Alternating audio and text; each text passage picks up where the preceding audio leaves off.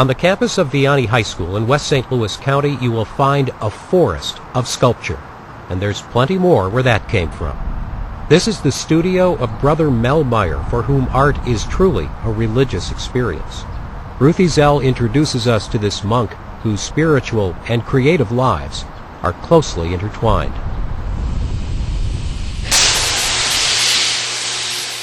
This is Brother Mel Meyer's other calling, creating art.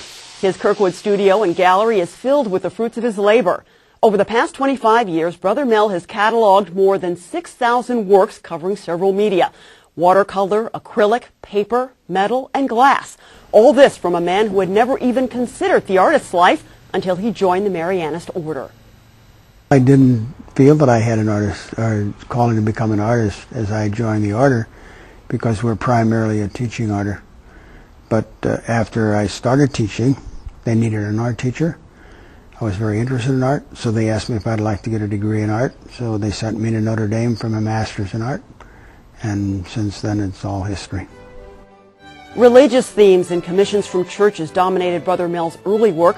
Artistic curiosity quickly broadened his scope. Some people come in here to ask me if I do a lot of religious artwork, and I pointed everything. I said, everything here is religious.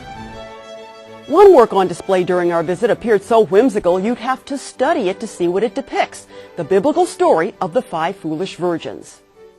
Well, there were 10 virgins waiting for this dinner that was going to be held in the palace, and it ended up that they came early and were waiting, and these 5 didn't have extra oil for their lamps, and their lamps went out. So they went to buy more oil because they couldn't get any from the other virgins, because they said, no, we may not have enough ourselves. So while they were gone, the king came and the other 5 went in, and when these came back, they were refused entrance because they weren't there for the time they were supposed to be. So they definitely were foolish. I took paper about 10 years ago over at Webster University with Tom Lang, and it was a great experience, really. And when I finished the course, the very last class, the whole group came over here, and I had this whole gallery full of paper. I mean, I just enjoyed it.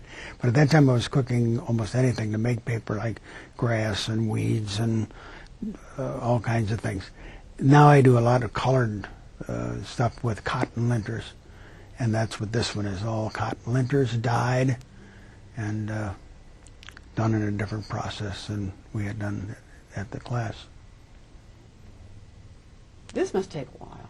No, not really. It's very fast. Very fast. I hardly use a brush on it. It's all more trowel technique and cutting with a knife more than a brushwork.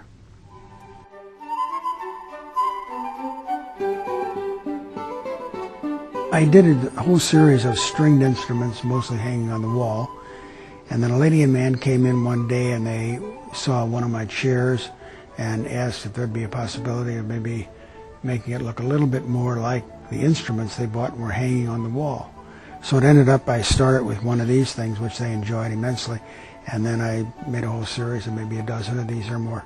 So it all started because somebody had suggested making a guitar chair, and this is what happened. Brother Mel's work is in public spaces across the St. Louis area. This is one of them, the Danforth Chapel at Barnes Jewish Hospital. Brother Mel was asked to convert what was a traditional Christian space into a non-denominational one. He chose the theme of leaves. Indirect lighting gives the impression of a sunrise. One evening I was going over to the mall and I saw this neon sign place, and I decided that's a possibility of working in neon and not letting any of the neon show, but just using the light in various levels and depths on the walls, all in blue and gold. This large metal sculpture hangs in the atrium of the Savas building. It was a bit of a doing getting it up. It weighs 1 ton, hangs from one hook, and the engineer was extremely cautious as to the weight and the beam situation. In fact, it went halfway up 2 or 3 times before they even let it hang for about almost a month before they redid some of the beam work in order for that to be hooked onto that particular beam. Brother Mel's work is also displayed on several floors of the Adams Mark Hotel and other Adams Mark properties. The company's owner has been collecting Brother Mel's canvases and sculptures since the early 80s.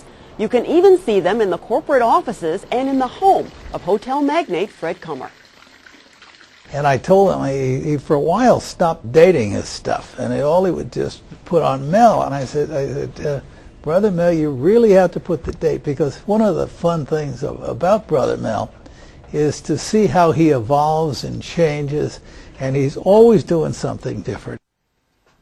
All the proceeds from the sales of Brother Mel's art support the Marianists. He expects to continue to create for as long as he continues to breathe.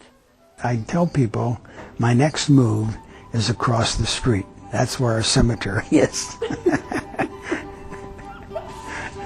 So until that time, I'm over on this side of the street creating.